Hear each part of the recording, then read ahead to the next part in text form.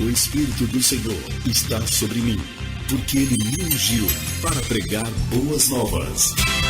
A Rádio Nordeste Evangélica apresenta Programa Boas Novas. Ouve e a vossa alma viverá.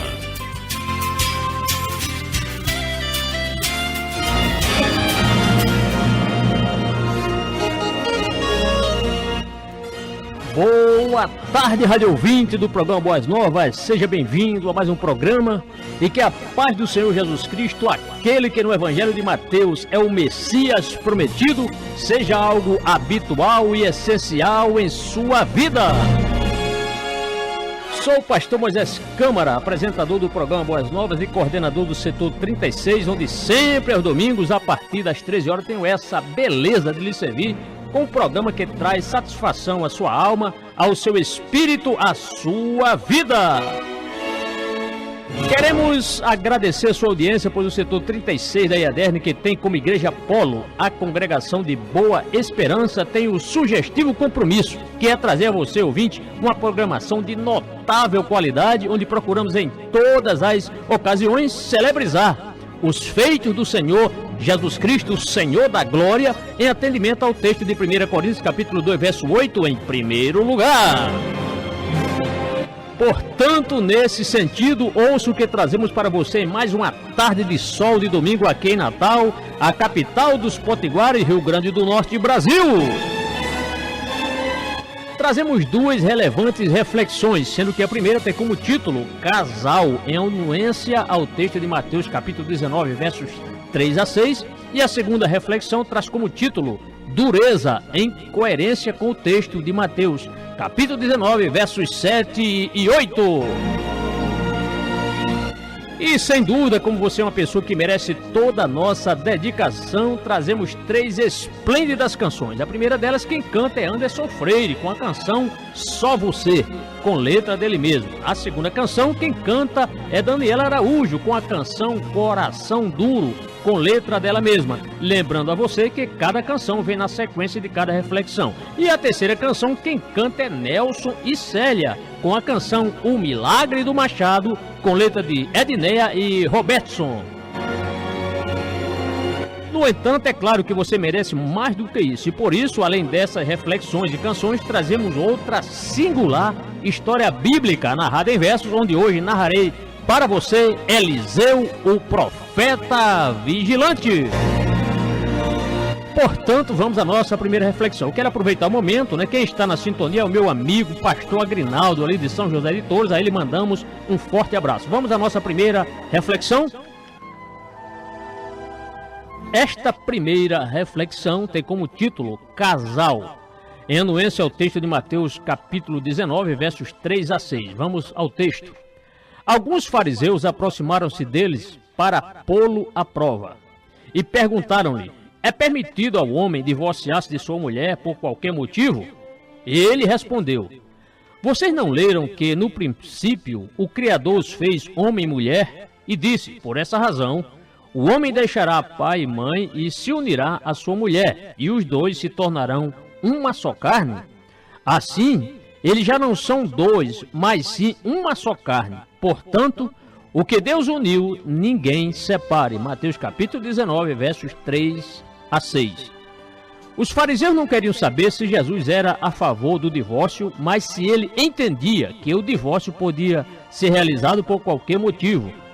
Jesus divide sua resposta em duas partes. Na primeira, ele diz algo como, aspas, não, eu não sou a favor do divórcio porque o projeto original de Deus para o casal é indissolúvel.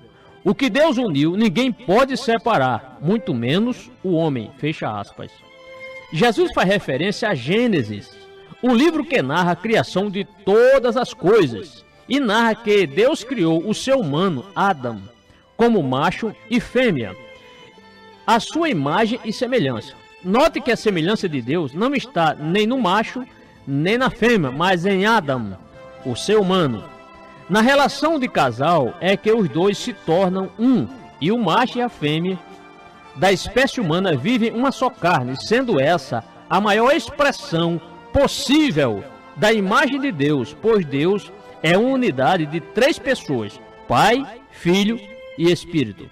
É por isso que o casal é sagrado. A experiência de casal é singular, na qual o Deus Trino compartilha sua unidade com o ser humano. Assim como Deus é três e na verdade é um, o casal é dois. Por mais esquisito que pareça gramaticalmente, mas na verdade é um.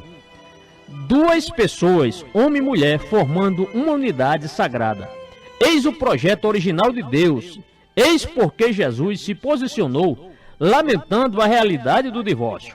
Porque em termos ideais, o que Deus uniu, o homem não deve separar. Peça a Deus que lhe permita viver em sua relação conjugal a dupla experiência proposta por Deus. Que você seja você mesmo e dê liberdade para que a sua esposa seja ela mesma. Mas também que em nossa diversidade vivamos a extraordinária experiência de sermos dois e sermos um só. Ouça a canção Só Você, canta Anderson Freire.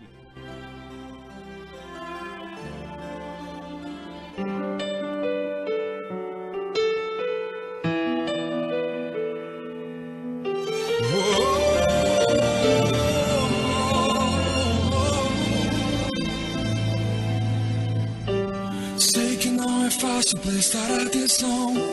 A igreja está tão cheia, rola uma tensão. Por isso decidi usar só um piano pra cantar essa canção. Hoje é o dia mais feliz pra mim. Ouvir você falar nesse altar que sim, embala o meu peito, me deixa até sem jeito. Ai, é demais pra mim. Sou de carne e osso pra não me emocionar. Tudo que pedi em oração, agora é tudo realização. O sol agora será visto de manhã por duas pessoas em uma janela só. Literalmente não estarei só. Só você é a dona do meu coração, razão que causa minha emoção. A lógica do meu grande amor é você. Só você pra preencher a minha canção. Piano foi só foi uma questão. O que eu queria mesmo é ter só pra mim a tua atenção.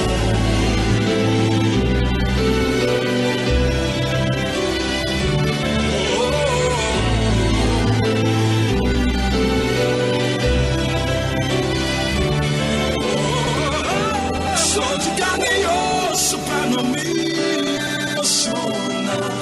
Tudo que pedi em oração, agora é tudo realização.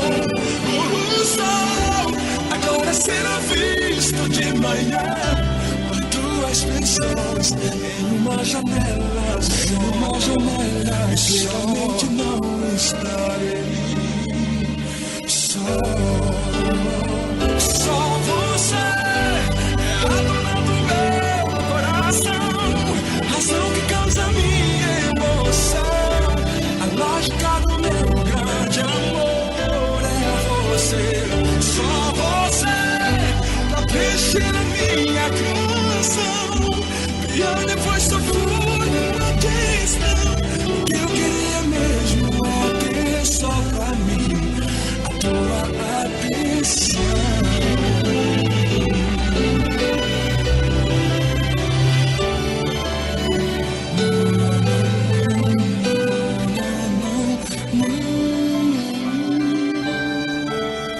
Só você.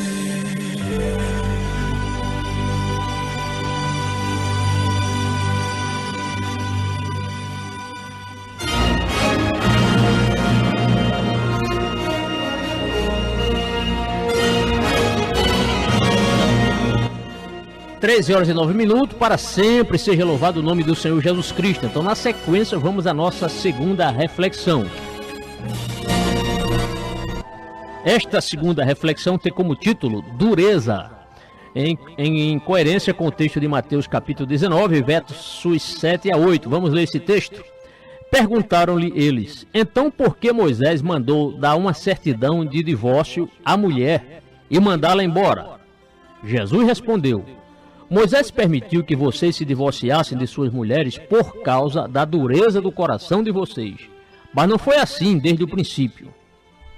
Mateus 19, versos 7 e 8. O divórcio fere o projeto original de Deus. Essa é uma afirmação contundente de Jesus a respeito do divórcio e das relações de afetividade e amor. Os talmidim ouvem atentamente até que alguém pergunta, aspas, se o divórcio fere o projeto de Deus, por que está na lei de Moisés? Fecha aspas. Jesus responde, aspas, por causa da dureza do coração de vocês. Fecha aspas. A dureza de coração faz duas pessoas gradativamente se distanciarem até o ponto de nunca mais se encontrarem. Por dureza de coração, entende-se a ignorância do processo inicial de um relacionamento, quando duas pessoas se aproximam sem saber de fato quem são, sem saber quem é o outro de quem se aproximam e ignorando o que é uma verdadeira relação de amor. Ao longo do tempo, a ignorância acaba minando o projeto conjugal. Dureza de coração pode significar também imaturidade. Pessoas mal resolvidas não estão dispostas a se doar e são incapazes de perdoar. Nessa imaturidade, cedo ou tarde, afastam-se e brigam de tal modo que não conseguem refazer o caminho. A imperfeição própria de nossa condição humana também pode ser um dos significados de dureza de coração. Não somos perfeitos. Inevitavelmente, vamos nos esbarrar e nos ferir. Vamos frustrar as expectativas de quem amamos. Vamos impor expectativas pesadas demais sobre o outro. Essa imperfeição pode conduzir ao fim de uma relação. Mas a definição que o Evangelho de Mateus nos propõe é a que, de fato, melhor sintetiza o conceito de dureza de coração. Iniquidade. Dureza de coração é a nossa maldade, a nossa tendência ao egoísmo e a usar o outro para nossa própria satisfação. Jesus explica a seus ouvintes que um casamento corroído pela imaturidade de pessoas mais ignorantes, imaturas, é um casamento que escraviza seres humanos numa relação destrutiva e autodestrutiva. Foi por causa da dureza do coração das pessoas que Moisés mandou dar a carta de divórcio. Uma concessão, visto que o divórcio não consta do projeto original de Deus. Uma alternativa de misericórdia e graça para que as pessoas aprisionadas por sua própria incapacidade de viver e parceria conjugal possam encontrar novos caminhos. Sabedores de que o divórcio fere o propósito original de Deus, os talmidim de Jesus são chamados a discernir quando o divórcio é o mal menor. Ouça a canção Coração Duro, canta Daniela Araújo.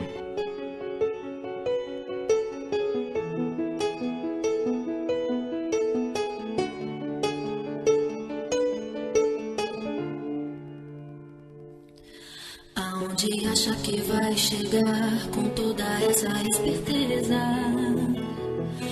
Coração duro, gelado, amargo. Se faz de bom pra impressionar, mas só o que consegue é maltratar. Se importa com a posição e não que sentem no coração. Às vezes até quer ajudar, mas só para provar que tem algo para dar. Pois na primeira oportunidade usa suas armas e se vinga sem piedade. Mas tem algo que Deus está mandando eu dizer pra você. Mas tem algo que Deus está mandando eu dizer. Você está causando tanto mal em mim, mas eu te amo mais mesmo assim. Pode tentar, mas o meu coração não vai se secar, não vai. Eu simplesmente estou na beira do mar e uma onda conseguiu me molhar. Mas tudo isso eu sei que vai passar, sei que vai passar. Vou continuar a orar por você, pois estou com Jesus, não tenho que temer. Esse sofrimento, toda essa dor Mil cairão ao meu lado, 10.000 à minha direita, mas eu não serei atingido, pois pelo Senhor eu fui ungido. Não há o que temer, se o Senhor está com você. Podem te maltratar, caluniar, mas o mal não toca em você. Não há o que temer, se o Senhor está com você. Podem te maltratar, caluniar, mas o mal não toca em você. Às vezes até quer ajudar, mas só para provar que tem algo para dar. Pois na primeira oportunidade usa suas armas e se vinga sem piedade. Você está causando tanto mal em mim, mas eu te amo mais mesmo assim. Pode tentar, mas o meu coração não vai se secar, não vai. Eu simplesmente estou na beira do mar e uma onda conseguiu me molhar. Mas tudo isso eu sei que vai passar, eu sei que vai passar. Vou continuar a orar por você, pois estou com Jesus, não tenho que temer. Esse sofrimento, toda essa dor, só me aproxima mais do meu Senhor.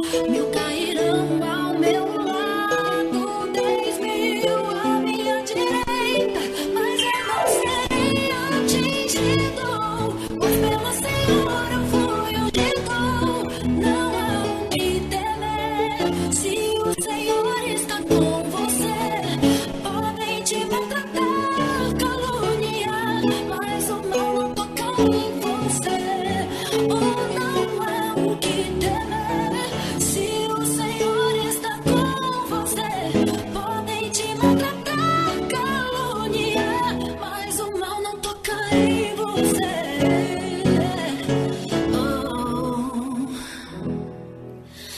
Oh, não toca em você, não.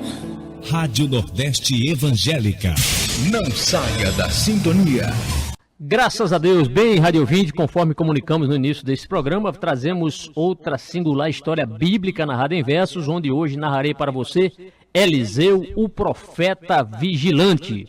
Essa história conclui no dia 12 de outubro de 2005, cerca ali de 13 anos atrás, né?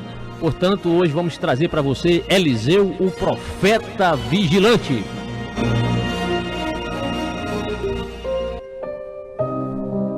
Excelente é a história que aqui irei narrar, porque a vida de Eliseu muito pode lhe edificar, e no final da narrativa você irá isso atestar. Ele era filho de Safate, de Abel Meolar, e por Elias foi ungido profeta em seu lugar, porque assim quis o Senhor, e quem ousa o contrariar. Estava ele lavrando quando Elias o achou, daí pegando a sua capa sobre Eliseu a lançou, por isso deixando os bois. Para Elias ele falou: a meu pai e minha mãe, deixe-me ir beijar, pois era muito respeitoso e queria lhes homenagear. E com tal gesto bonito, Elias nisso vem concordar.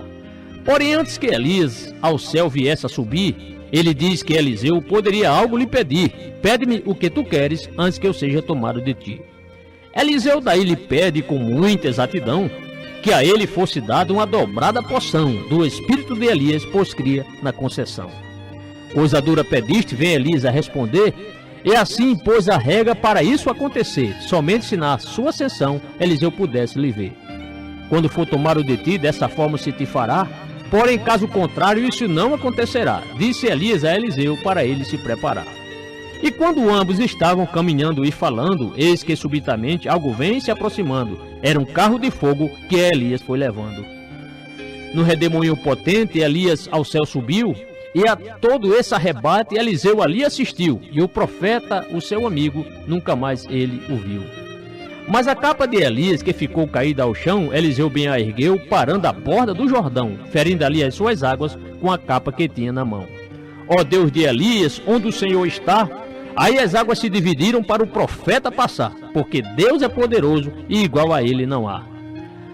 Mais 50 homens valentes por Elias procuraram, e assim decepcionados pelo insucesso retornaram, após 3 dias de busca, porém a este não acharam. Alguns homens de Jericó disseram a Eliseu assim: a terra daqui é estéril e a nossa água é ruim. Aí o profeta de Deus naquilo quis dar um fim. Ele pede que lhe tragam uma tigela nova com sal, pois como o profeta queria eliminar aquele mal, porque cria no Senhor, no Deus do sobrenatural. Então ele foi à nascente e o sol ali jogou, e para aqueles homens Eliseu profetizou, dizendo que aquelas águas o Senhor Deus purificou. Profetizou que a água a morte não mais causará, e que a terra improdutiva em Jericó não mais haverá, e até o dia de hoje a água é pura por lá. E saindo de Jericó, Eliseu a Betel chegou. Então um grupo de meninos do profeta caçoou: suma daqui, careca, e o profeta os amaldiçoou. 2 ursas apareceram e despedaçaram os meninos. Morreram 42 por seus grandes desatinos, pois já eram zombadores, apesar de pequeninos. E passado algum tempo houve uma rebelião, e contra o rei de Moabe formou-se uma coalizão, com Josafá, rei de Judá, sendo de Israel Jorão. Também o rei de Edom com esse rei se aliou, até que numa marcha forçada a água deles faltou. Então o rei de Israel com isso se desesperou. Mas Josafá, que era rei da nação lá de Judá, vendo aquele desespero, ousa ali bem perguntar: não há aqui profeta para o Senhor consultar? Um conselheiro do rei responde então que há, o qual se chama Eliseu, que Elias foi auxiliar. E assim aqueles 3 reis com o profeta vieram falar. Por respeito a Josafá, Eliseu lhe deu atenção, mas pediu que um arpista tocasse ali uma canção, e assim o poder de Deus pelo profeta trouxe ação. Começou a profetizar aqueles santos varões: cavem muitas cisternas, mas vocês mesmos não verão, nem vento e nem chuva, contudo cheios ficarão. Vocês e seus animais águas irão beber, e se ainda é pouco, o Senhor os faz saber, que entregará a Moabe sem resistência oferecer. As cidades fortificadas vocês a destruirão, e toda árvore frutífera também a derrubarão, e quanto às terras de cultivo, de pedras se encherão. Conforme Eliseu predisse, desse modo aconteceu, porque logo pela manhã a água ali apareceu, na direção de Edom, e toda a cisterna se encheu. E quando os moabitas pela manhã se levantaram, vendo as águas vermelhas, é sangue, logo pensaram, e lutando entre si, uns aos outros se mataram. Na verdade não era sangue, e sim a luz refletida do sol sobre as águas, deixando a mente confundida. Por isso os moabitas tiveram a vista tolhida. Conforme o profeta falou, assim tudo aconteceu, porque Deus cumpriu a palavra que tinha dado a Eliseu, derrotando os moabitas, cumprindo o que prometeu. Certo dia uma mulher foi falar com Eliseu, pois sabia que seu marido ao Senhor obedeceu, mas agora estava morto e tinha sido um servo seu. E esta pobre mulher estava muito endividada, sem dinheiro e sem marido, a conta não era saldada, mas procurou o profeta, estando ela desesperada. E tinha ela 2 filhos que o credor queria tomar, porque aquele seu débito não tinha como lhe pagar. Assim os filhos queridos, escravos iriam se tornar. Eliseu então lhe disse: que te hei de eu fazer? Diga-me o que tens em casa, queria o profeta saber. E esta mesma mulher aí lhe vem responder: tua serva não tem nada, e depois fez a correção, pois se lembrou que em casa havia uma pouca porção de azeite numa botija, por isso estava em aflição. Daí o profeta Eliseu orientou a aflita mulher para que tomasse emprestado vasos o quanto puder, com todos os seus vizinhos que ela ali bem tiver. E depois que entrasse em casa, a porta era para se fechar, e aquele seu pouco azeite deveria então derramar, e em cada vaso emprestado que conseguisse ela por lá. A mulher e seus 2 filhos apressaram-se em obedecer, pois os vasos que conseguiram ela começou a encher, e quando não tinha mais vasos, o azeite parou de correr. Porque o Senhor é poderoso, é o Deus que santifica, é o soberano provedor, é aquele que multiplica, que o pouco acrescenta ao que a ele suplica. Voltando ela a Eliseu, veio tudo lhe narrar, e ele manda que o azeite ela vendesse para pagar aquele débito ao seu credor e vivesse do que sobrar. Certo dia Eliseu em Sunem ali chegou, onde havia uma mulher que o profeta ajudou, o qual por várias vezes em sua casa se alimentou. Combinando com seu marido, ela resolveu construir um quarto para o profeta poder repousar ali, juntamente com o seu moço, conhecido por Geazi. Uma cama e uma mesa no quarto manda colocar, como também um candeeiro para a noite iluminar, e não faltou uma cadeira para o profeta se assentar. E Eliseu, assim querendo esta bondade exaltar, pede então que Geazi, a sunamita, fosse chamar, para que de alguma forma pudesse lhe recompensar. Filho ela não tem, e seu marido é idoso, assim disse Geazi ao profeta de Deus bondoso, que faz a estéril ser fértil, porque é o Senhor poderoso. Eliseu disse a sunamita que ela iria conceber, porque no tempo bem certo um filho lhe iria nascer. Mas na palavra do profeta, a mulher custou a crer. Não mintas a tua serva, disse ela a Eliseu, porém no tempo devido esta mulher concebeu, pois o Senhor sempre cumpre aquele que prometeu. Decorrido um certo tempo, este menino cresceu, e estando com o pai no campo, algo ali lhe sucedeu, pois sentindo dor de cabeça, ficou doente e morreu. A mãe, tomando o menino, na cama de Eliseu deitou, e saindo logo dali, a porta do quarto trancou, consentiu com seu marido, e ao profeta buscou. Foi lá no Monte Carmelo que a sunamita encontrou o santo homem de Deus, e o fato lhe relatou o óbito daquele filho que a má morte o levou. Eliseu, preocupando-se com aquela justa aflição, chamou logo a Geazi e lhe deu uma missão, para que no rosto do menino colocasse o seu bordão. Porém a mãe do menino não quis aquilo aceitar, pois ela queria mesmo é que Eliseu fosse lá, para ele pessoalmente o seu filho ressuscitar. Vive a tua alma, que não te hei eu de deixar. Assim Eliseu concordou a esta mulher ajudar, mas Geazi passa adiante para o menino ressuscitar. Geazi, chegando apressado, o bordão do morto estendeu, porém nem voz nem sentido, nenhum sinal ele deu, e voltando decepcionado, contou isto a Eliseu.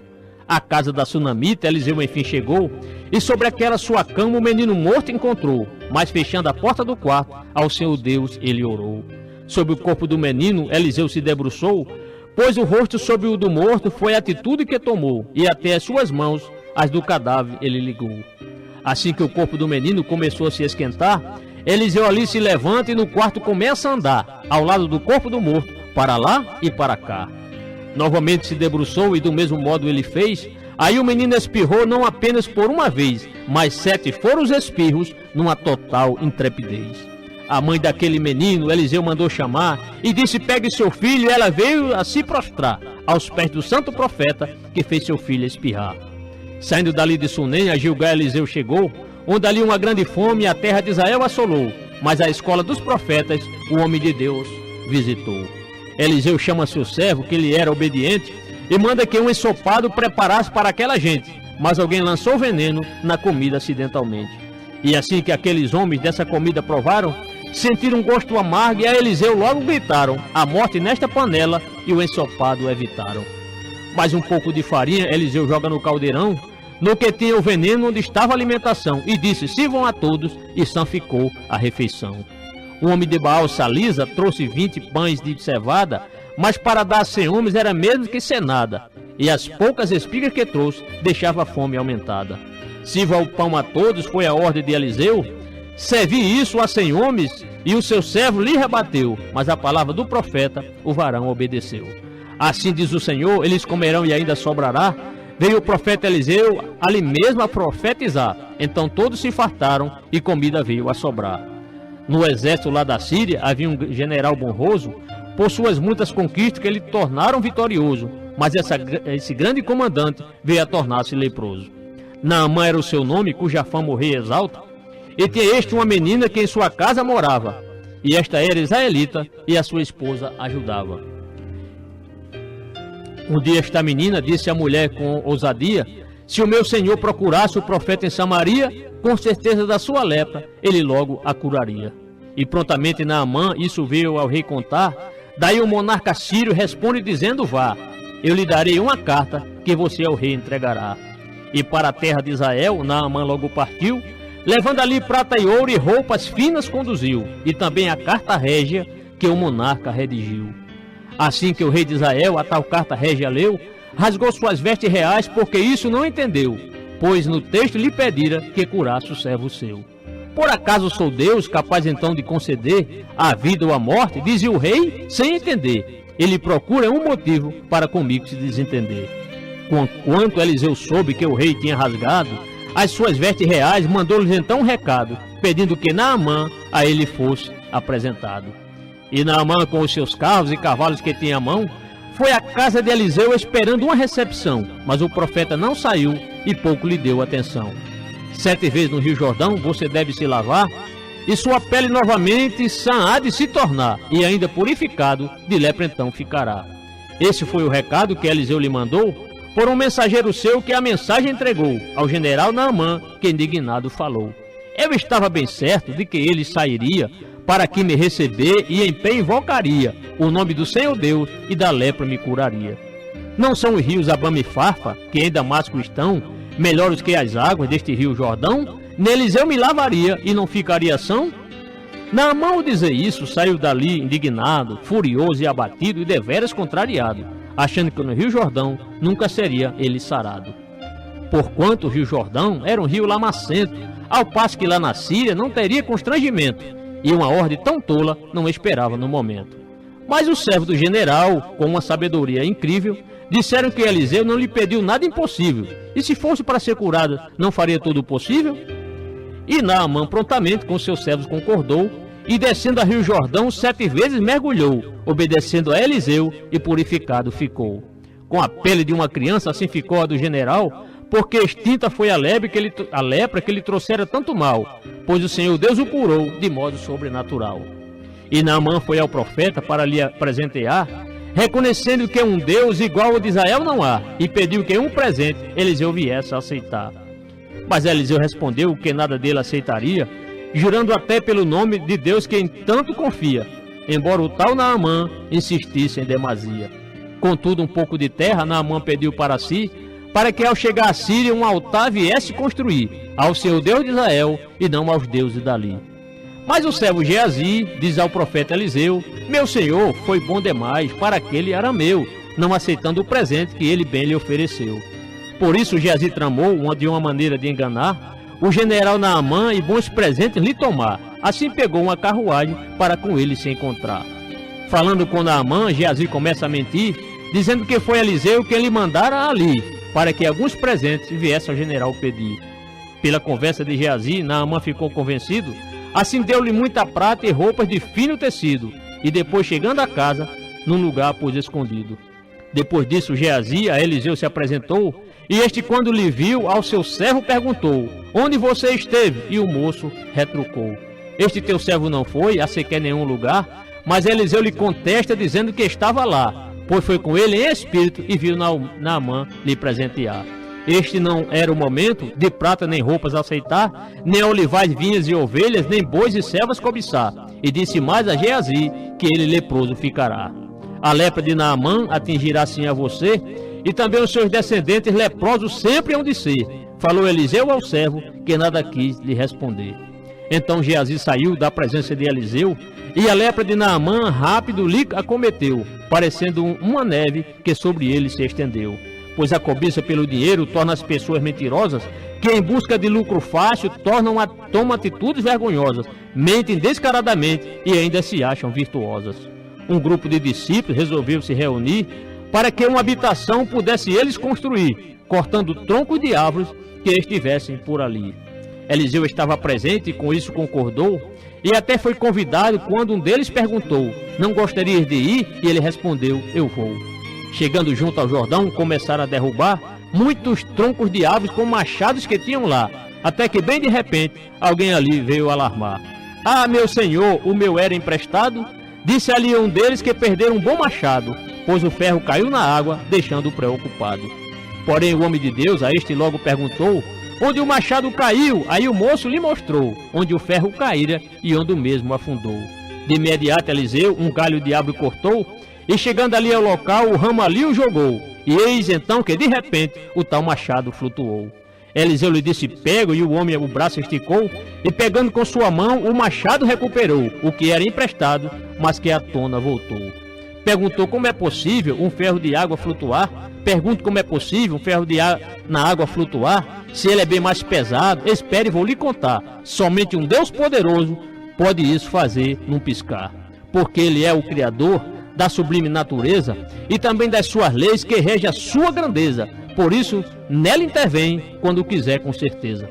E no tempo que o rei da Síria resolvera guerrear contra a nação de Israel para o seu reino subjugar, disse aos seus comandados: acamparemos em tal lugar. Mas o profeta Eliseu, o Senhor Deus revelava, os planos do rei da Síria, onde este se acampara. Aí o homem de Deus ao rei de Israel alertava. Divinamente alertado, Israel evitou passar por onde o exército sírio pudesse o emboscar, e por repetidas vezes Eliseu veio lhe alertar.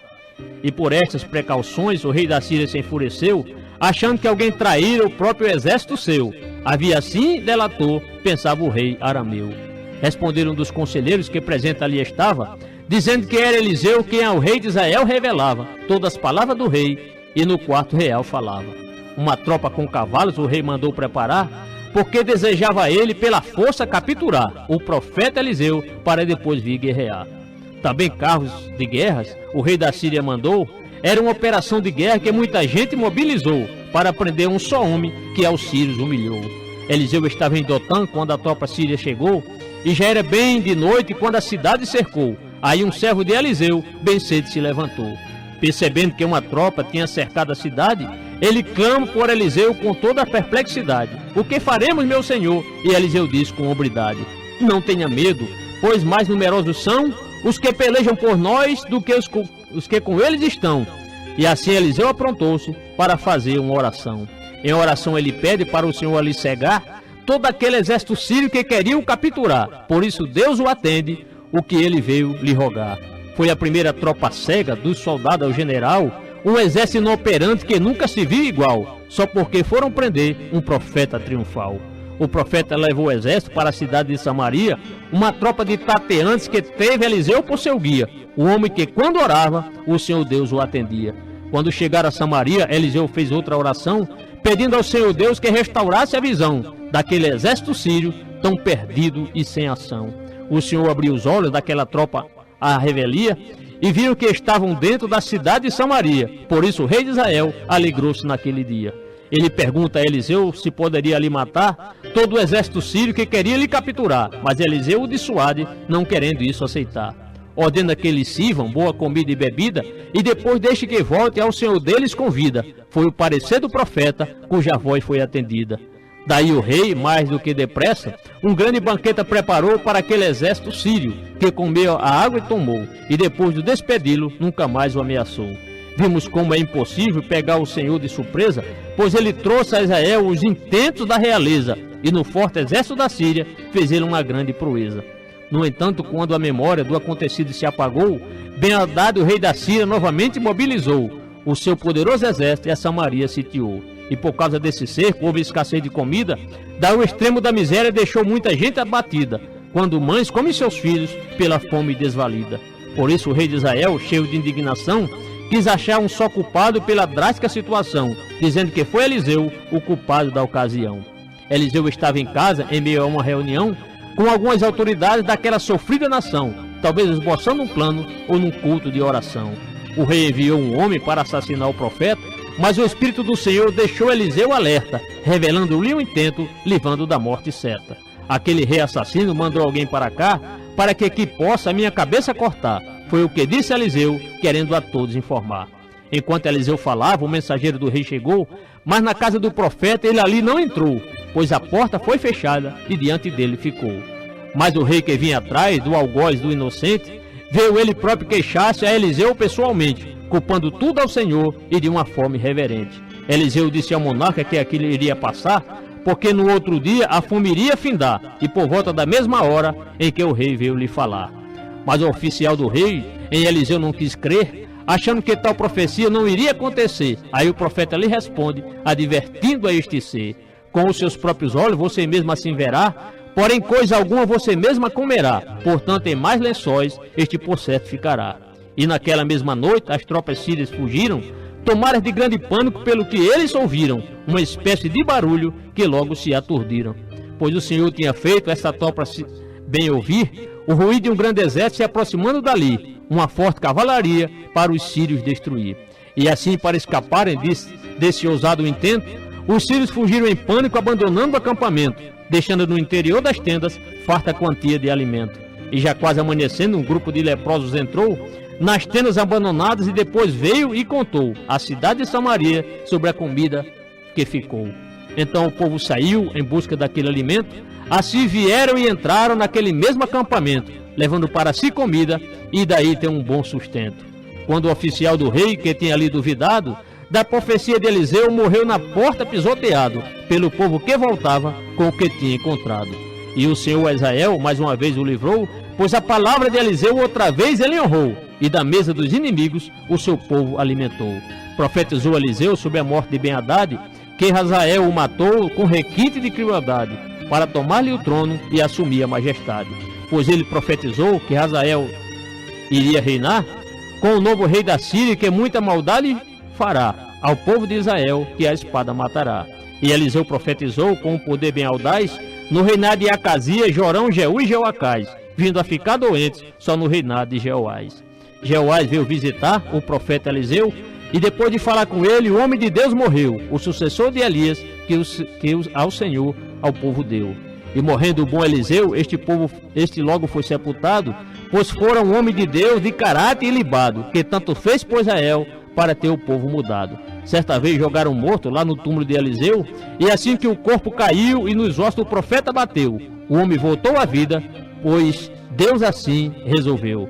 Eliseu foi um profeta, legítimo em poder, importante em Israel, saiba isso perceber. Ele foi fiel a Deus, o exemplo para mim e para você. Bem, só resta agora aguardar a próxima canção, sei que provavelmente não teremos tempo. Ouça a canção O Milagre do Machado, canta Nelson e Célia.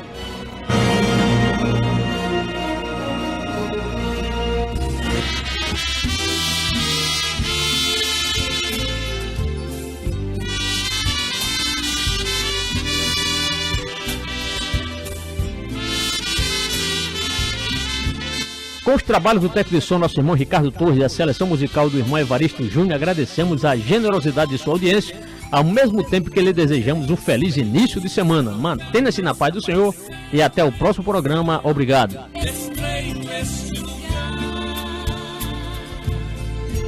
Vamos até ao Jordão e passamos para nós uma tenda pra morar.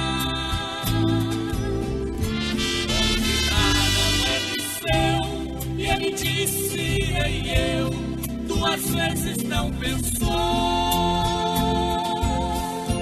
Não sabia que ali algo ia acontecer para a glória do Senhor. O machado caiu, nas águas se perdeu. Todos ficaram preocupados. O machado era